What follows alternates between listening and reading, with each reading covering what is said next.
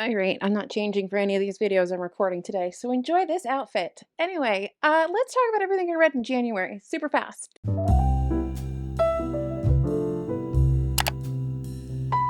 Hello everybody, welcome back to the channel. It's Alyssa. I really enjoyed the way that I did my 2022 wrap up, kind of rapid fire. So we're gonna sort of do something similar. We're gonna pull up everything I read in the month of January this year. And we're just gonna flick through them on Bookly and I'm gonna be like, yay, no, maybe a little background. That's about it. So let's jump into it. I've been recording for a while, so Hemi is probably gonna start crying soon, but we're almost done recording for the day. I wanted to go through my stats. I'll go through the books I read and wrap this up and figure out why he's crying. Okay, so in the month of January, I read 21 books, which was 7,287 pages. My top three feels moods over on Storygraph are reflective, dark, and emotional, which is right on brand for me. My pace was a little bit more all over the pace. My place was all over the pace. Still, everything is almost always medium paced, which I still don't know what that really means, but sure. Medium paced. Page count, I kind of read mostly things under 500 pages. I had a couple bigger books, but mostly everything was under 500 pages. I Lots of smaller books this time around. No nonfiction. I'm not even going to put up that graphic. I will probably get to more of that next time. And then my genres are, no surprise, literary fiction is up top. Mystery, which is not something that's usually on there, but I'm trying to read more of my mystery books. If you saw my January TBR video, you would know that that is a goal that I have for the year, is to get through some of these piles of mystery books I have for my mom. Fantasy, LGBTQ, and thriller. So that seems to be where I'm leaning so far this year, which I'm okay with. And then my average readings. So I actually did review my books this year. I'm trying to get better at reviewing my books, at least with a star rating. I guess it was an okay month. We are looking at 3.81. I guess it could be much worse. So that's pretty good. That's a pretty good month so far. No real flops, a couple bangers. Not a bad month. First on this list is going to be Ben Aaronovitch's Midnight Riot, which was so much fun and definitely a yes for me. If you just want a good sort of fantasy, comical mystery, this is your jam. Next, we have The Seven Moons of Molly Almeida, which was the winner of the Booker Prize in 2022. I did enjoy this. I think I would need to give this a reread to give like a better review of it, but it was good. Middle of the road. Meh? Maybe. I don't know. The ending's kind of good. I don't know. Bola, 1000% yes. Bola was phenomenal. There's a separate review for this on the channel if you want a more in-depth review of Bola. It was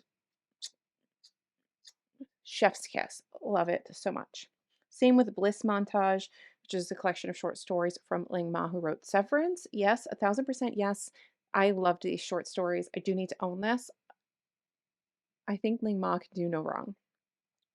Wolf Hall by Hilary Mantel. I did really enjoy this. I don't know if I enjoyed this as much as some other people because I've just spent so much time with Henry VIII and the people around Henry VIII that it was a little repetitive to me in a lot of ways. However, the writing of the book was phenomenal. The research, the execution, the depth that Mantel goes into is amazing. So yes, read it, but personally, like, I'm not super excited to continue on with the next two books only because I have spent so much time for some reason watching documentaries and reading books and plays and this and that about this specific period of like Tudor England. So I think it's a little repetitive, but really good.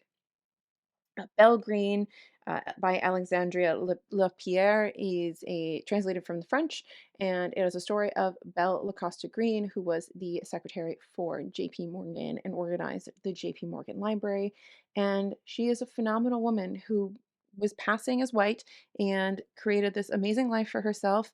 And it follows her life, the amazing adventures she went on, the accomplishments she had, and the sacrifices that she and her family had to make to live this life. And it's phenomenal. I loved it. Naomi and I will be doing a review of it over on TBR Lowdown. So if you're not following the podcast, you should follow the podcast. It has its own channel. Look in the description. There's tons of stuff in the description, including a link to my Patreon if you would like to join the Patreon. Moving on. A Lust for Blood by Casey Smith is a book that I got in one of my unplugged book boxes. It is the first novel in a series that's going to be a paranormal sort of romance. It was enjoyable. It's like middle of the road. It's not earth shattering, but it's definitely enjoyable if you're looking just for that kind of lighter read in between some heavier reads. Speaking of a heavier read, 2 years, 8 months, and 28 Nights by Salman Rushdie is my first Salman Rushdie. It was a fever dream. I think it's a yes. I need to read more Rushdie. Greek Lessons by Han Kang. I'm going to go middle of the road on this. And we will discuss this more on TBR Lowdown in a couple months because this is a TBR Lowdown book and I'm going middle of the road. I've sort of been holding my review on this book because I wanted to I do a reread after it comes out in April and when we're reading it for TBR Lowdown in May and I can discuss it with some people and I've done another reread of it. I will solidify all my thoughts, but right now that's sitting middle of the road. Ninth House by Lee Bardugo. Reread, still 5 stars. I know there's some controversy over this book. I'm not going to spend a lot of time on it. I personally did enjoy it. If you would like to hear more about some of the controversies around this series, you can. I'll link TikTok from My Name is Marioness down below if you want more info, and you can make a decision yourself on whether or not you want to read it. Briefly, A Delicious Life by Nell Stevens was our Patreon book, and this was a, just a really nice read. So yes to this. This was a nice read. Eileen by Odessa Moshfegh. So Naomi and I also discussed this on the channel, and honestly, on the podcast, Naomi and I discussed this on the podcast as well in an upcoming episode, and I'm honestly underwhelmed by Eileen. I think if this had been the first Moshfegh I'd read, I would not have been like, I need to read everything she wrote. I think you can skip it. Under the Earth, Over the Sky by Emily McCosh. You have to read this book. Everybody has to read this book. I'm going to do a separate review on it. I need to film it and get my thoughts together, but yes, 1000% yes. Boulder, I read this book. It is like 100 and something pages. I read this book so slowly because I didn't want it to end. We're going to be doing a live discussion of it at the end of February, me and Naomi over on the podcast. And I didn't want to leave. It's so well written. The Life of the Mind by Christine Smallwood was in this weird, like kind of deranged, unhinged millennial woman era I went through in January. Meh, maybe. If you're in the mood, yes, maybe. Moon Over Soho is book 2 in that Rivers of London series. Again, obviously, if I'm continuing with the series, I'm enjoying it. So, yes, if you need fun and lightheartedness and comedy and whimsy and fantasy and magic, yes. Black Paradox by Junji Ito, I picked up at the Barnes& and Noble hardback sale, and let me tell you, I really liked this one. First of all, it's stunning. It's like matte black with like holographic foiling for the letters, and it is dark. It's not my favorite, but it's dark. It starts off with like unaliving. It is tons of triggers, like all Junji Ito, and 1000% yes, read it. I Love You, But I've Chosen Darkness by Claire Bain Watkins is in the same realm as the other book I just talked about by Christina Smallwood. I maybe, yes, I don't know. Uh, I think I read too many of these in a row and they started to all sound the same, so I can't even think about them right now. I think the books have all sort of blended together into one unhinged millennial sad girl that I can't seem to tease apart.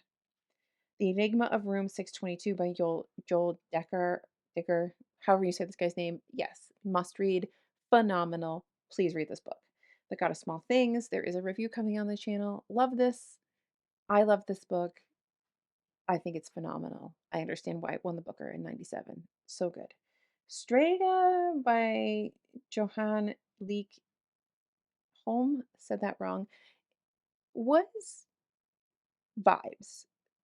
If you want a book that's vibes and unhinged women, yes. If you don't want if you can't if you want more from your book, no. So that's everything I read in January. I'd love to know what you guys read. I'd love to know your thoughts on anything that I read. If you are not subscribed, consider subscribing. I think about like half of you that are watching are subscribed. So click that button if you're interested. Otherwise, I'll see you guys in my next video, whatever it may be, because it's my channel and I can do whatever I want. Bye. So just sit with me, talking to the night until the morning, building chemistry. I don't think I ever wanna go come closer next to me, trying to find another way to say this, but